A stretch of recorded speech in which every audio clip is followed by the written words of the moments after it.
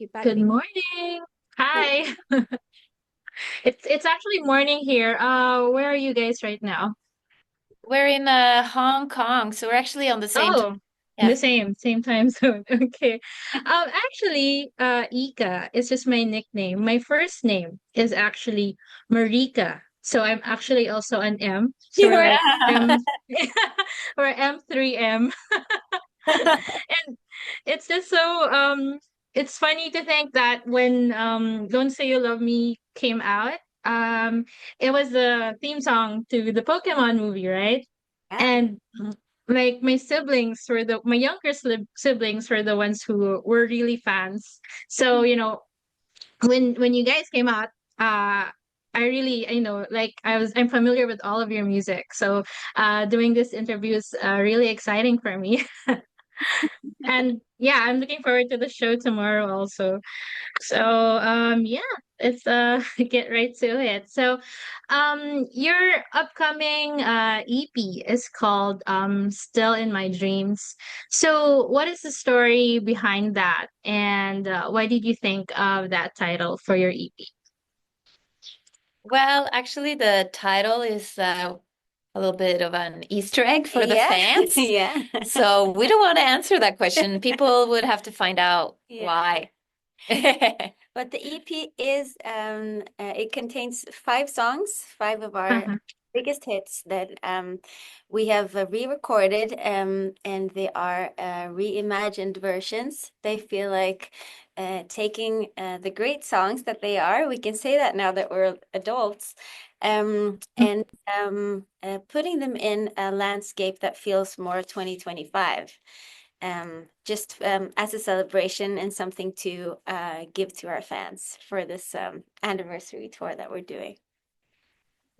Okay, thank you for that. Actually, I have to commend you guys. I was very impressed with the marketing that you did. Announcing that you're doing this tour, and it was really impressive. It's like it came out of nowhere, but it was really well done. So that's like I think that's why the fans are even more excited. So yeah, kudos to you guys for Oh that. my gosh, we just did it ourselves, so Yeah. yes. And I think that's why it felt um personal and sincere. So and I think that's why the fans are even more excited. And I think it's also because your fans, I mean, when you guys because it's been like what, 22 years more or less. So like the your fans before, they were like still in school, they couldn't afford to to buy a ticket to a show, so now they have money. So that's why I have to ask you guys also, because you had to add dates to your shows, right? Even you're even going to Cebu and Davao. So what was your reaction when that happened? Well, we when we put out announced the first show in the Philippines, we didn't know if anybody was going to show up. We knew that people were still listening to our music and keeping it alive. We could see the numbers in the streaming platforms, but the fact that it sold out so quickly and we had to add an extra show in Manila, and then that there was actually possibility for two more, it just really reinforced the idea that this was what we were supposed to be doing this year. And we've done three shows so far. It does feel like a celebration. Yes, and I love it because I actually read that you guys just happened to bump into each other in the street. What was that like? Well, it was a year ago, actually, in April. In Oslo, we both live there now. Marion had a flat tire on her car. I was running late, so I stepped into this cafe I'd never been in before, to buy coffee for the guy I was meeting to say I'm sorry for being late. And then we were there, just the two of us in line, and it felt like the universe was playing us a trick. And that led to this, which feels like the best idea ever. I mean, there's no other way to call it, but destiny. So Yeah. yeah, it's a good one, universe. Yeah. um, So going back to your EP, it's been a while since you guys were in a studio, to record music. Would you say that it was like, just riding a bike? Yes, it felt like play. Hmm. Yeah. It's just so familiar. Yeah, and so much fun. And it was also nice to be Um, in the studio and Maudit was producing the EP as well. So it was really nice to, work together in that way as well, which we never done before. So I really enjoyed myself. Yeah. so the EP is a re-recording of your hits. What was it like, revisiting these songs 22 years later?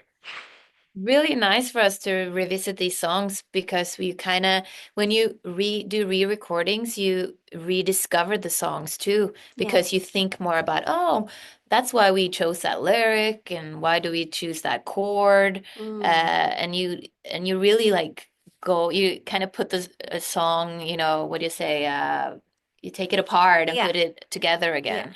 And it was actually perfect for us to do that before going on tour as well, because we're so, yeah, you get so connected to the songs. Mm. And it feels Ah, like, since these are our songs, we were very young when we wrote them, but we get to visit our songwriting brains from when we were teenagers, which is also kind of magical. And we're rediscovering our friendship at the same time. So it all feels like, yeah, it's all connected. yeah, I guess actually one of the questions I prepared here was uh you know y- what was it like, because these songs you wrote them when you were teenagers. So would you say that you brought your adult selves to the re-recordings, and what was that like? Yeah, we definitely did. Absolutely. Yeah, it's Yeah. us. That's like the EP, the re-recordings is M2M now. Yeah. Yes. Um, aside from, you said that the songs included in the EP are like your biggest hits. So, aside from that being a category, to be included in the EP, how did you choose the songs? We felt that it was very natural to us which songs we were gonna pick for the EP. Hmm. So there was not really any questions like what songs it should be. It had to be those 5 songs. Yeah. Okay, and was there anything that you wanted to do the first time around when you first wrote the songs, when you first recorded them, that you weren't able to do, but then you were able to do them now, 20 Yes, years later? it's actually playing the concerts because last time we only did interviews and showcases. We never got to go on tour, and we always dreamt about going on tour and playing the songs live. So that's exactly what we're doing Yes. now. Yeah. Yeah. On our terms and yeah, what we want to do. I love that you named your tour the Better Endings Tour. It's like for me it says, that there's a second chance, you get to, as you said, you revisit your friendship and discover more about it. So yeah, I'm curious because I just love it. The Better Endings tour. So how did you come up with that name also? Well, it was Marit that came up with the name, and I loved it right away when she said, what about calling the tour the Better Endings Tour? It's like, wow, it's perfect. Yeah. Well, it's about taking back what was always great about M2M, kind of ending on a better note, um, being in charge of our story, celebrating the adventure it was. It was a whirlwind and it ended very quickly, but we had great success and we reached so many people. We've been the soundtrack of so many people's lives. M2M has stayed with us all this time as well. So it just felt, and it already feels like a better ending. That's what's so good. Even at the beginning of this tour. Yeah. And I love it. I love the name. Yeah. Is there a do you think that are you guys in for like writing new music anytime soon? We don't know. We're very inspired right now. This is very inspiring, all of it. So who knows what'll happen? Cross fingers. I'll look forward to it. Any message to your Filipino fans? You know, you guys had to add a second show in Manila and then you're going to Cebu, Davao. I mean, that's just so I can imagine it, being overwhelming for you. So any message to your fans, especially those who will be seeing your shows? We want to say thank you for keeping our music alive for all these years, and thanks to all, you guys in the Philippines, we can do this. We can come and have a concert for, over 8,000 people 2 nights in a row in Manila and Cebu and Davao, and it's really a dream come true for us. So thank you. Thank you. We Yeah. can't wait to see you. Are you guys looking forward to trying any food or, visiting any places while you're here? Yes. Oh, I don't remember now. I wrote it down. Like I got like people been telling me, that what I should try when I'm in the Philippines. Adobo Yes, adobo, adobo. and then and also durian. Yeah, durian is a fruit, a smelly fruit. And And then also sinigang? Sinigang? sinigang, yeah, it's like this. It's a sour soup. So Okay. it's actually pretty hot here right now. So yeah, you guys might want to try some halo halo, which is like a dessert, cold Ah, dessert. I'm We'll gonna write remember that that. down too. Yeah. Hello, hello. Yes. Yes.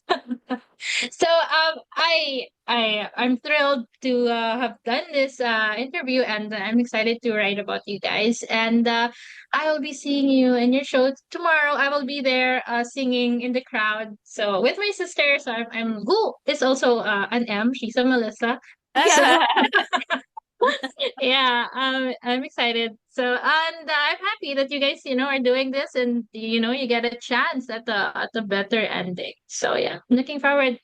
Thank Thank you you so so much. See much. you guys tomorrow.